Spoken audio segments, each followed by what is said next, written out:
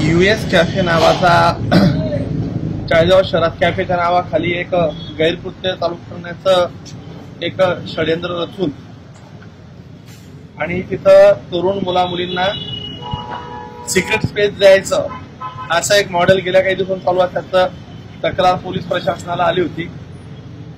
स्वतः आपल्या शहराचे पोलीस निरीक्षक पाटील साहेब स्वतः आल्यानंतर इथं आल्यानंतर एक चित्र असं लक्षात आलं की पडदे लावून तिथं त्यांना प्रायव्हसी रूम करून प्रायव्हसी जागा करून दिली होती आणि कॅफेमध्ये पूर्ण अंधार करून त्यांना बसू द्यायचं।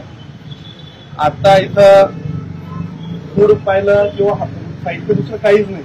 इथं चहा नाही, इथं कॉफी नाही, इथं नाश्त्याची काही व्यवस्था नाही, फक्त जागा त्यांना देणे असा प्रकारचा चालला होता। 6 मुलं आणि 6 मुली इथे सापडल्यात। खरं तर मुलगी ही कोणाच्या घरची असे ना, तिची इज्जत सांभाळणं हे छत्रपती शिवाजी महाराजांनी शिकवली आपल्याला शिकवण आहे। त्याच्यामुळे त्यांची नावं पुढे न करता त्यांचं पुढे शैक्षणिक किंवा दुसरं काही नुकसान व्हायला नको याची खबरदारी म्हणून ते नावं आम्ही तर पाळणारच आहोत।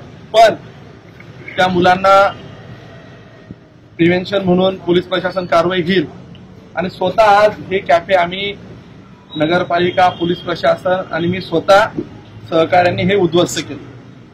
चाळीसगाव शहरामध्ये परिसरामध्ये असे काही चुकीचे गैरकृत्याचे व्यवहार किंवा काही लक्षात येत असेल तर ते केव्हाही जाऊन अशाच पद्धतीने तोडफोड होईल। गरज पडली तर बुलडोजर सुद्धा त्या बिल्डिंगला तात्काळ लावलं जाईल।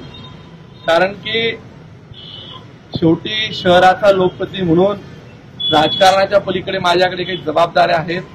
त्या जबाबदाऱ्या मीही पार पाडेल, पोलीस प्रशासन, नगरपालिका प्रशासन देखील त्याला सहकार्य करणार आहे। या निमित्तानं पालकांना माझी एकच विनंती असेल, आपला आणि मुलगा आणि मुलगी काय करतोय याची जरा आपण व्यवस्थित माहिती ठेवली पाहिजे। 67 ते 66 मुली पळून जाण्याचं प्रकरण आता जवळजवळ आम्ही पाहिलं, रोज अनेक घटना घडत आहेत। प्रत्येकच मुलगा आणि मुलगी अशी असते असं नाही, पण एक खातरदारी म्हणून मुलांना विश्वासात घेऊन त्यांचं काउन्सिलिंग केलं पाहिजे।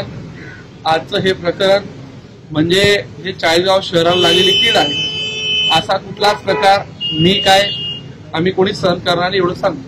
दादा, नगरपालिकेच्या आखेच्या अंतरावर हे कॅफे चालतं, अनधिकृतपणे हे कॅफे या ठिकाणी सुरू होतं।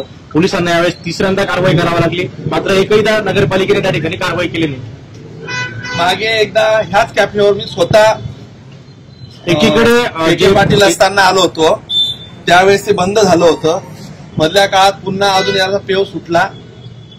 या कॅफेला असे काही असतील तर ते तात्काळ नगरपालिका प्रशासनाला मी सांगेल आणि यामध्ये जर कोणाची इन्व्हॉल्वमेंट असेल त्या अधिकाऱ्याचं निलंबन देखील केलं जाईल। नगरपालिका प्रशासन विभागात अतिक्रमण विभागाचे जे अधिकारी असतील त्यांना या संदर्भात कारणे दाखवा नोटीस देऊन आणि त्यांची जर चूक असेल तर त्यांचं देखील निलंबन मी त्यांना सीओना कलेक्टरांकडे प्रस्तावित करायला सांगतो। यामध्ये नगरपालिकेचा रोल किती होता हा देखील तपासावा लागेल।